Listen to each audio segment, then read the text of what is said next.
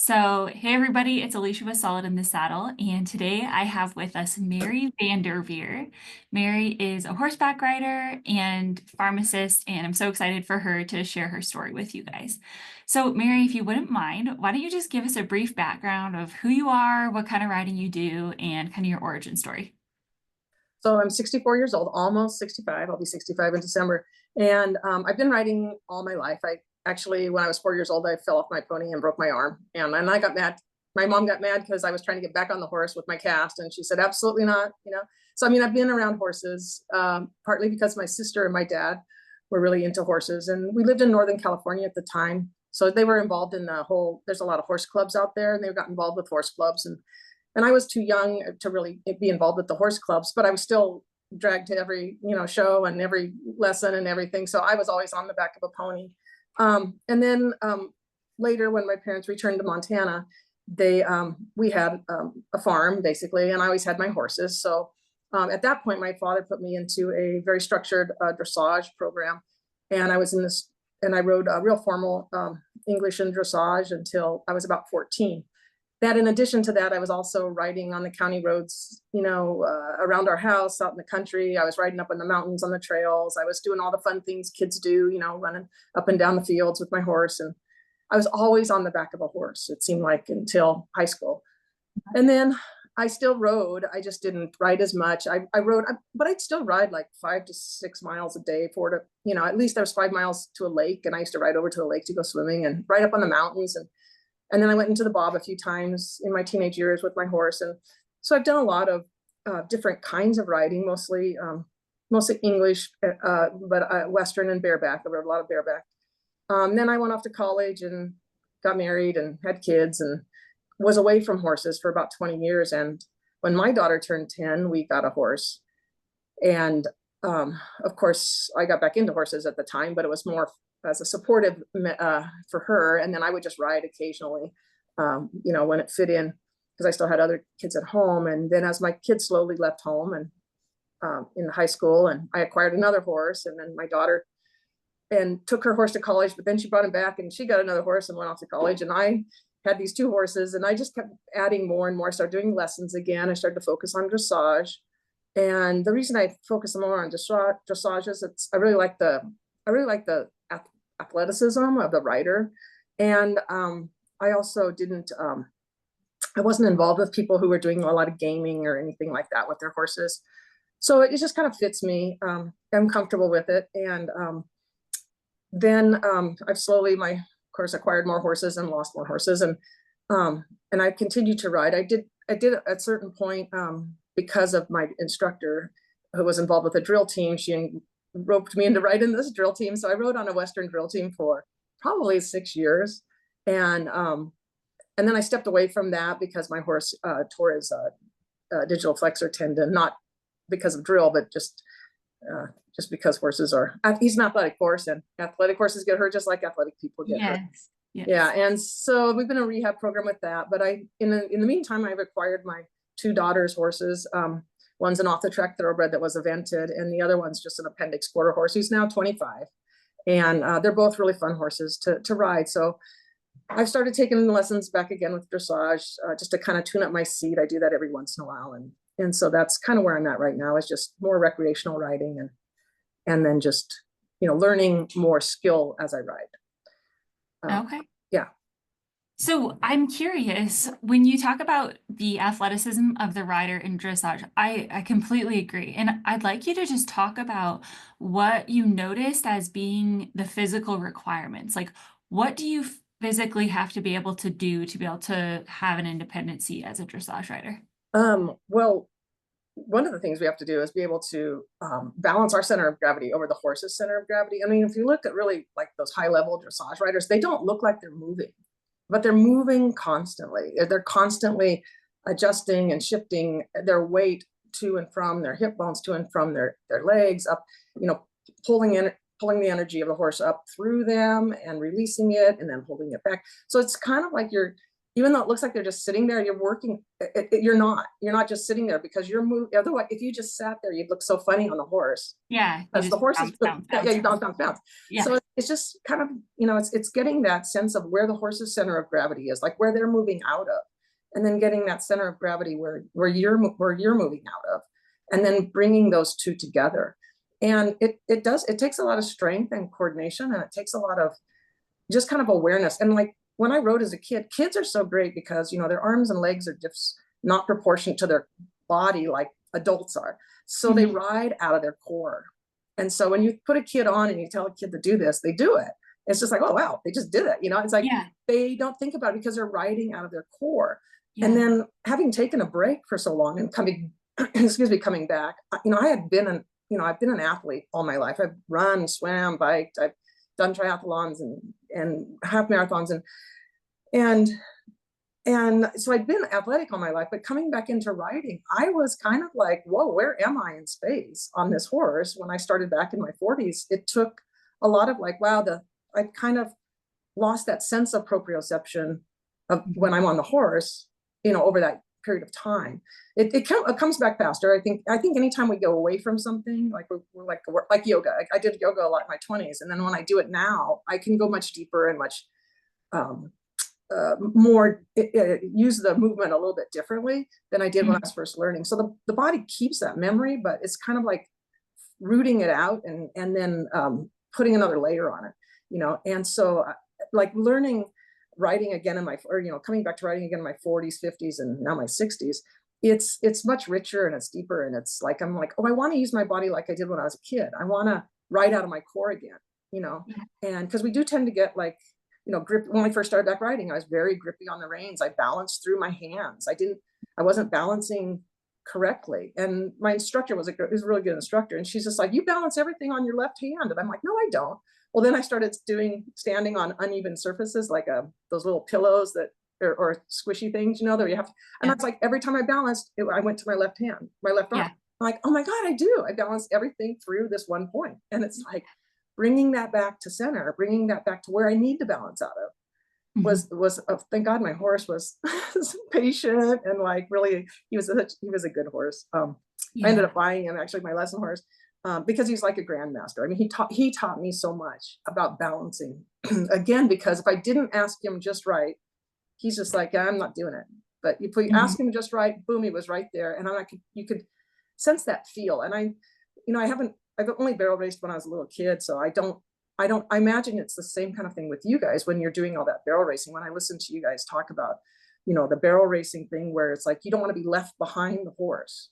If you're coming around the barrel, you want to be balanced with the horses or going around the turn. And I'm like, yeah, that's exactly what you're supposed to be. It's like your center of gravities meet and then they stay, and then you do your movements out of that. So but in order to do that, you have to develop awareness, and you have to develop strength and mobility through that whole trunk area. And I think, especially women, we have babies, we we have a lot of stress and tension in our abdomen, pelvic, chest area growing up. And I think that all starts to affect us, as we age and develop. And unless we keep using that, learning to use it and move through it, and develop the strength in those areas, it starts to get affected.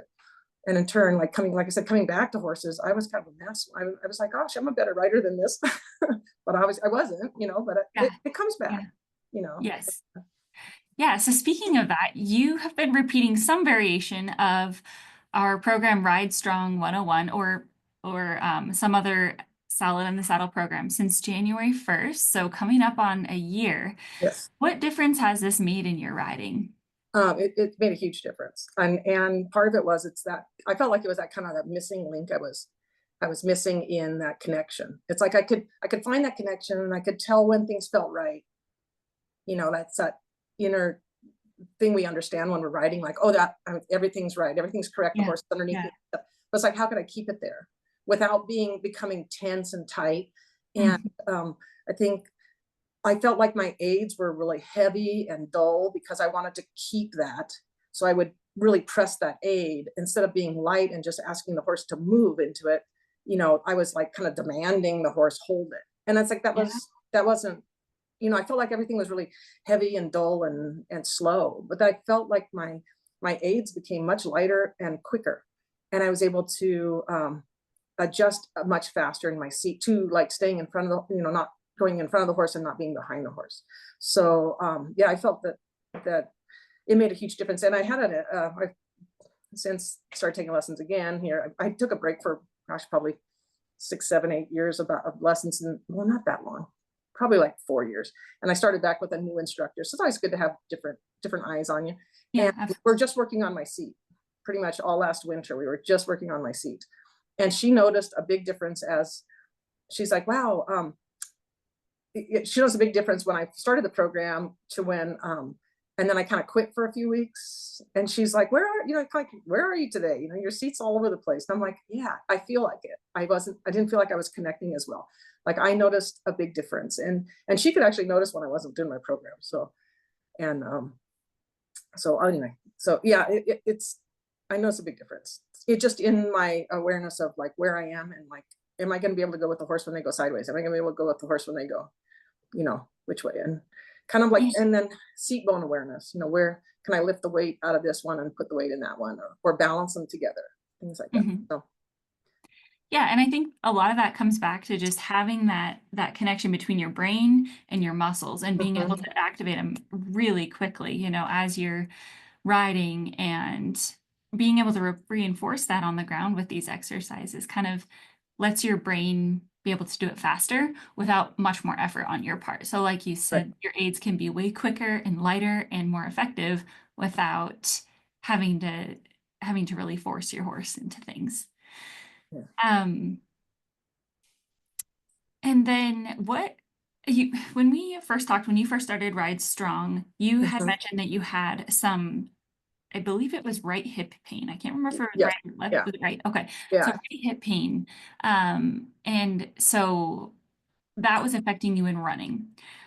Yeah. What difference have these exercises made on your hip pain in both riding and also um, running? So I anticipate that there was probably something going on with the right hip pain being related to the balance on your left hand. So as you got your right hip stronger, did you notice any difference with Yeah. balance and that kind of thing?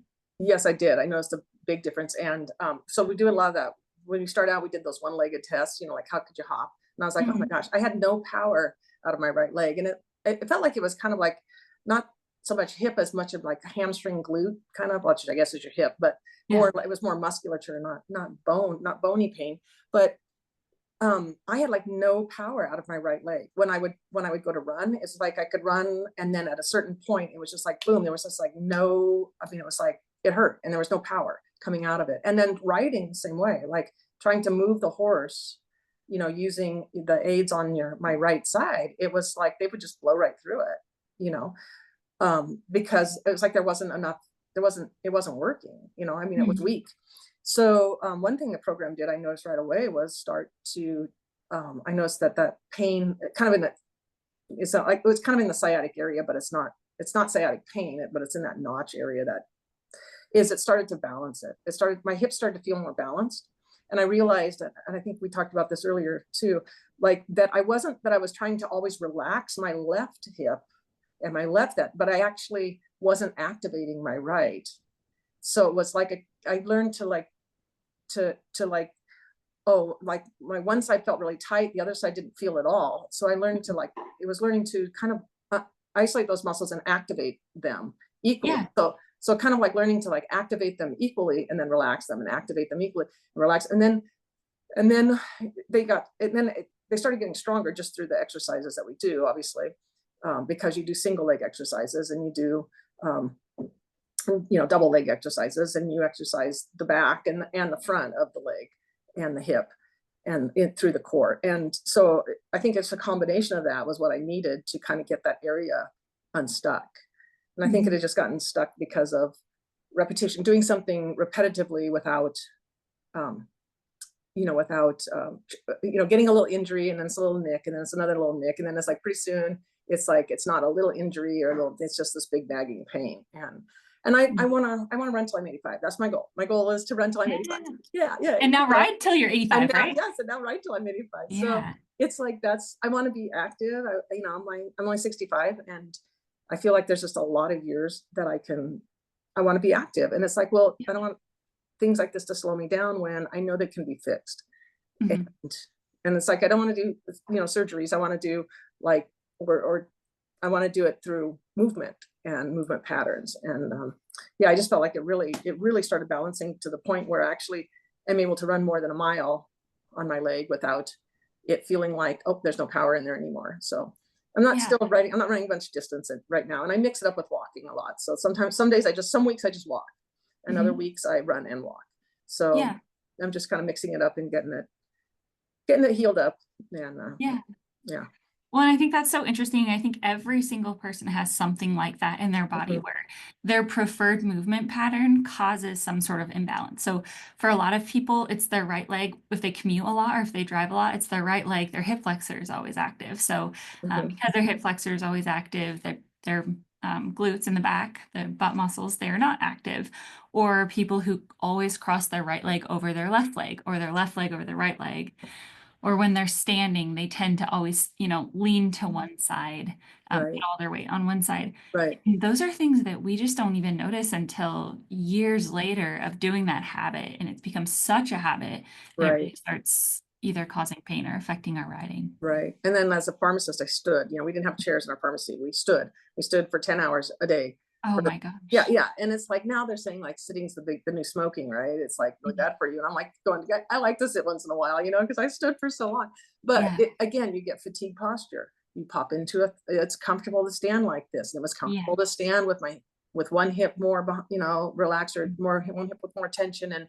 And over time, it's not the one big injury. It's just the little stuff over time that, Yeah. like you're saying. And it's like, as if you can kind of stay ahead of that.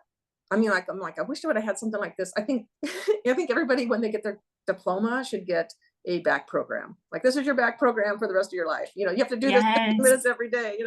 And it's like, Yeah. I stayed active. I see pharmacists my age, and they're in such bad physical shape because they are, it's not a physically demanding job, but it's also repetitious. And there's a lot of jobs like that. I mean, where you sit all day. That's not as good.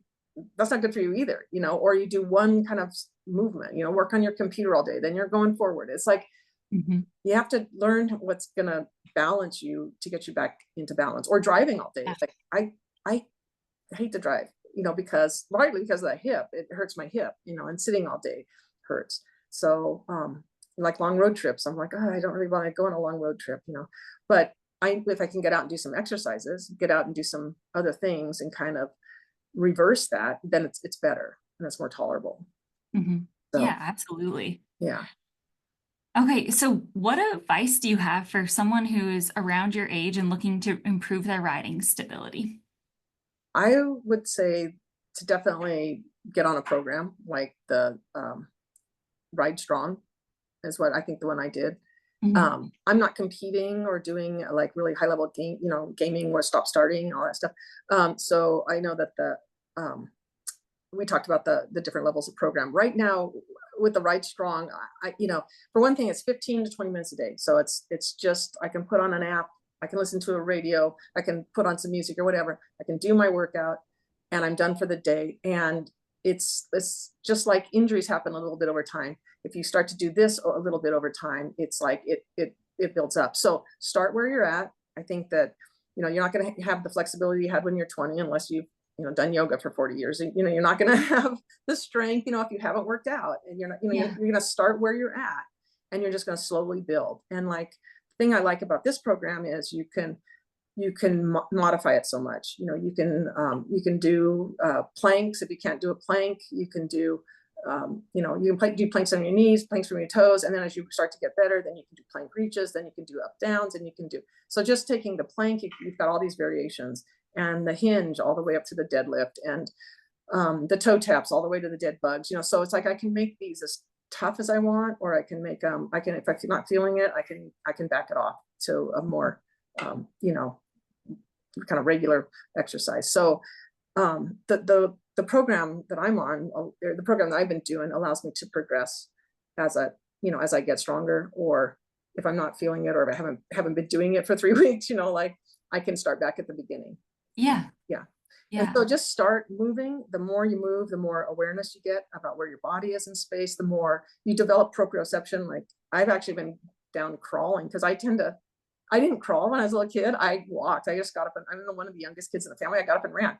Uh-huh. So Wow. yeah, I know. So one of the things with people that don't crawl is I have a lot of cross body stuff that I don't. I go same side, same side. My first initial thing is same side, and I'm like, oh, so I've been working with doing things across the body, like the swimmers, the swimmers, the prone, Yeah. those kinds of things where I'm actually doing, cross body stuff, and actually getting down and crawling, doing my planks and doing a hover, but moving over, doing the crawls things. And, Yeah.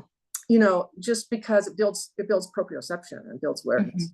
And I think as we get older, especially now, and in your 60s, a lot of people that haven't done anything, they've lost a lot of proprioception, so they're afraid to move backwards, they're afraid to move side to side, because they don't know where they are in space.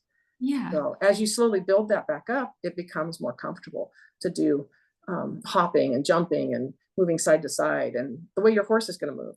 So so a lot of Yeah. riders they just get on and they want to go forward, and it's like, that's great, but our horse doesn't just go forward. Our horse got lots of movement, Yeah. and building that proprioception allows you to kind of keep interacting with your horse in that way. And I've had good instructors, fortunately, for different sports. And I had a swim instructor that made us just go in the water and find our center of gravity in the water, like from a swing. He said, go in and float, find your center of gravity from your float, and now all your movements need to come out of that center of gravity. And that was probably one of the bigger things that helped me to realize, oh, this is why kids are so good. He goes, kids are so good because they just go in and they do it. They're just Yeah. good because they move out of their core. Yeah. And as an adult, you stop that, you forget that, and you try to move out of your extremities. Mhm. And so going back in and getting in the water and finding my center of gravity, floating, was able to, like, oh, well, now when I go for a stroke, I know where I'm coming out of, and what I'm, so I can move my body in and out of that center of gravity Mhm. to kind of hold myself in a float. So, and writing the same way, it's kind of like, well, it's finding that sense of where I'm balancing from and where the Mm. horse is balancing from, and then meeting that, and then kind of keeping those in the same spot.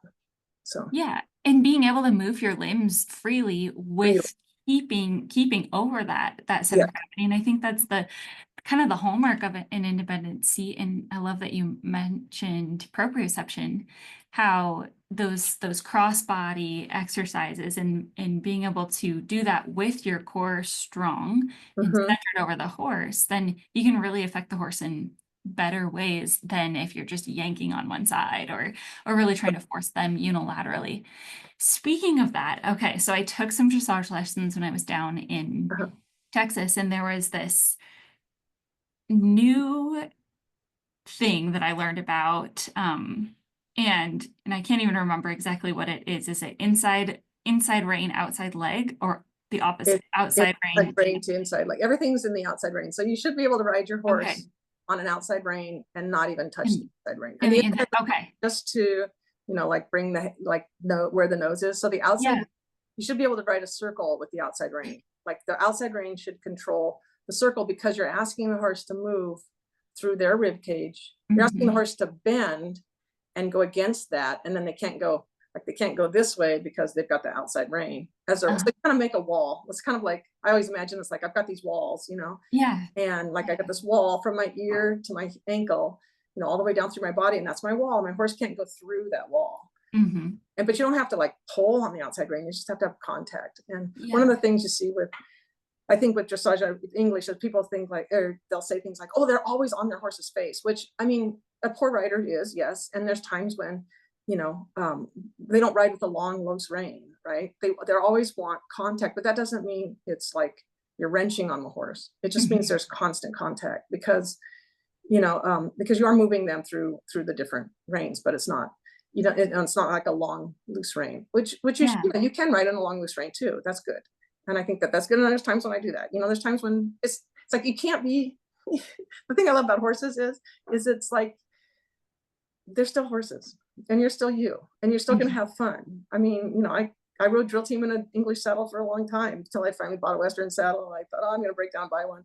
And now I've got 3 Western saddles. It's like, can a girl have too much tack? But it's Yeah. like, it doesn't matter what the saddle is. It's like how you ride. It's like riding. Yeah. It's really your seat's the most important thing. And the seat doesn't change whether you're riding reining or dressage or barrel racing or whatever. Your seat is your seat. Mhm. And the one thing that, like, I think getting your core stronger, doing this program, is you become aware that, yes, I can balance out of my seat and my arms and legs can do different things. So Mhm. like you were saying, it's like being independent with your extremities and not losing that sense of balance and, Yeah. core. Yeah. So, okay, so now I'm so curious. Did you have a harder time riding in, say, like a 20-meter circle to the right because your right leg was weaker? Yes. And So did that, that, or mhm. tell me about that process of when you first started back, when your right leg was offline, and then as you learned to engage that right leg.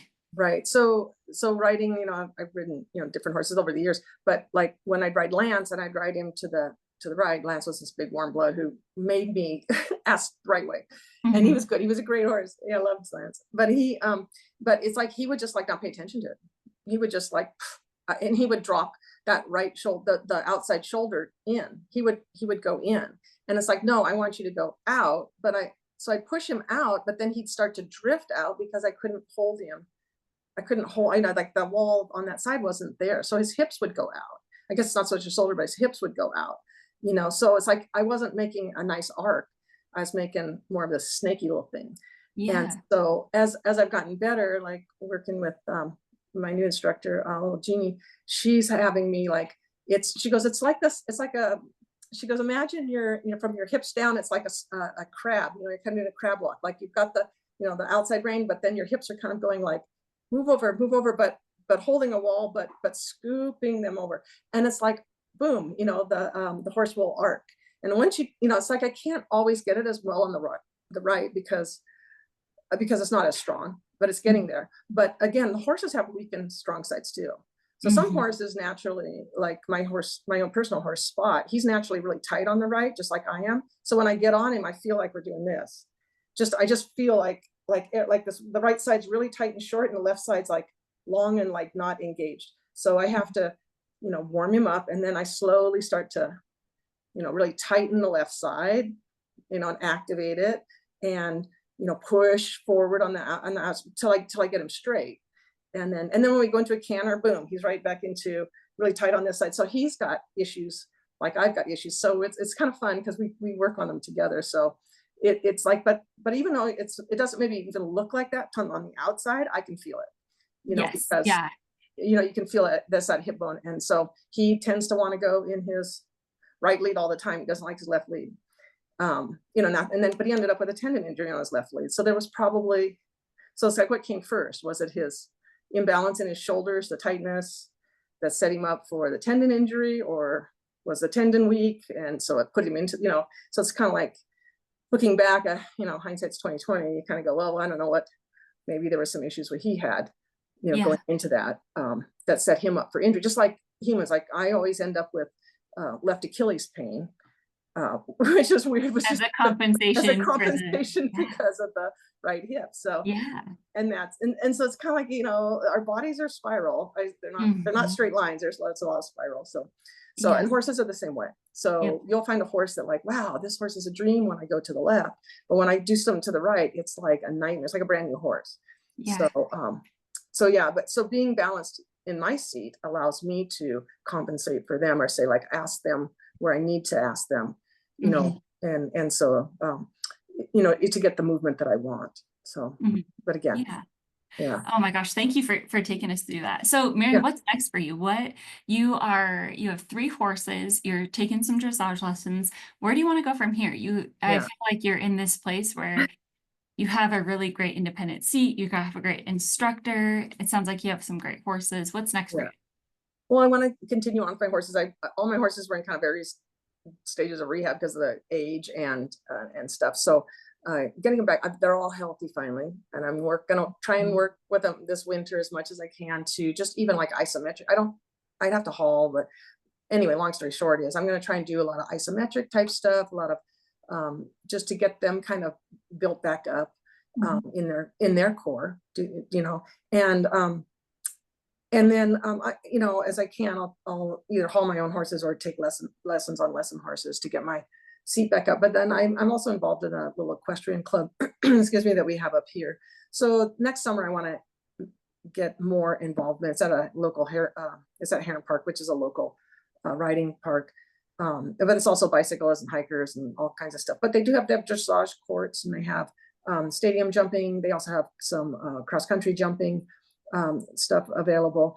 And I want to make my goal is to like designate an evening a week to just have a group of people meet. And I don't care what you want to do. If you want to do stadium jumping, that's fine. You can jump, just to have a group of people up there with horses, so you're not riding alone, and just set up obstacles, you know, maybe obstacles if we want, or do dressage tests, or just have some fun, just kind of like being 12 again with your horse. Yeah. Just riding for fun, you know, no pressure, no whatever, just, and I think the more I'm on my horse, the more I like it. And I mean, like I said, when I was a kid, and I was, you know, 9 to whatever, I rode every day, all day. And when you're on a horse all the time, it just naturally comes back because you're using that. So I kind of want to get back to that point again, where when I get on a horse, it just feels really natural. It's like, oh, I don't have to think about so much stuff. Yeah. Yeah. Oh, that's so exciting. I love that you have a way of kind of incorporating the social aspect of riding with also being able to see improvements in yourself. So if you are all meeting on a night a week, and then, you know, say you're doing the dressage test, or say you're doing, you know, whatever obstacles people are going, then over the summer, you guys are gonna be able to see like, oh, wow, when I first started, I had really a hard time with this dressage test or this maneuver. And now I'm not having a hard time. So I love that for the community and you. And they're very lucky to have you as an inspiration to riding better and just getting out into the horse world and doing things. Thank you. Yeah. Yeah. Well, thank you for providing this program, because like I said, it definitely is a missing link and it probably will be for a lot of women. I think that, you know, especially, you know, like 20 years, and like when I had babies, they didn't even do like pelvic floor stuff. Now, like even my daughter's having babies, and she goes, oh yeah, they give you like 12 weeks of physical therapy, pelvic floor physical. And I'm like, wow, that's great. You know, because we didn't get that.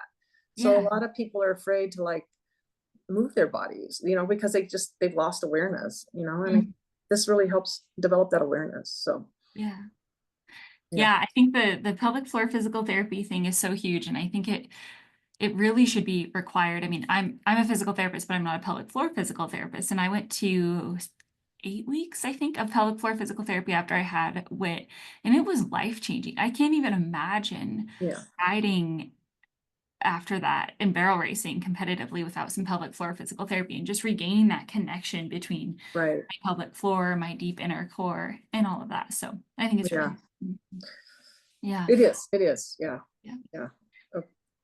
Okay. Well, Mary, do you have anything else that you want to say or share about your story or anything like that? No, I just think that it's just good.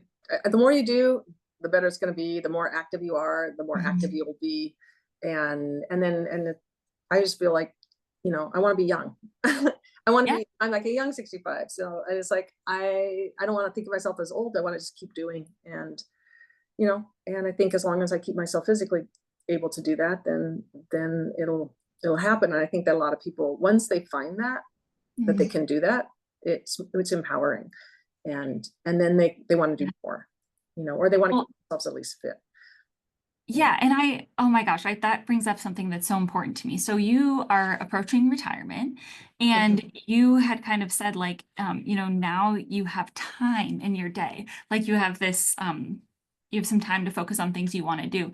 And for you to feel like, and look and act and everything like that, young 65, I think that's the goal for every single woman who is of retiring age, right? That you want to feel young so that you can go, now you have this time, you can go enjoy what you love to do, which for you is horseback riding. For I would say most of our audience is horseback riding. So I just, that's awesome that that you're I want to keep going. And hopefully my horses will be there for me for a few more years, and then we'll see. All my friends that are my age, and then they lose their 20-year-old or whatever horse they've had forever, they all like, I'm never riding again. And then, pretty soon they have another horse. So, Yeah. well, there's Yep. always another horse out there. And I just be smart, be smart about what you get and then what you want, like for me, what do I want? What do I want to do? I don't want to do eventing. Do I, what I might do some jumps, I might, but I want to get to a certain point where to where I feel like I can.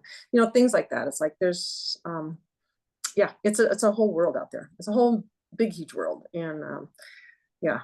And I, like I said, I really admire you guys that are working, kids, and you're barrel racing and doing those things. And I'm like, wow, you guys, that's just a lot, and so, yeah, I think that's, I applaud you. So. Well, thank you. And I applaud you. And you're just such an inspiration to me and all of our riders. And I can't wait for them to hear your story and to hear how the possibilities for them that they can still ride until they're Oh, 85. If you start and you build up that strength, there's nothing stopping you from being able right. to enjoy your horses. So Yeah. um, And, like I, if I feel uncertain, I start taking lessons again. And I'll see mhm. if I can find a place that has a lesson horse and I'll just take lessons and work on my seat for a while, you know, Yeah. and just because it's, it's humbling, but it's also, it's also essential. And I think Yeah. that it's good to like get tuned up once in a while, Mm. and just see because you get into habits with your own horse, you ride a certain way, and then you get on another horse. And Oh I yeah. think the best thing for best thing for kids is to throw them on a different horse every week, Hmm. and Yeah, I agree. yeah. So anyway, okay, that's my 2 cents. Okay, well, thank you so much, Mary. And um, I just appreciate you jumping on here and good luck with all of your future endeavors with your horses. Okay, Okay, all right, bye. bye bye.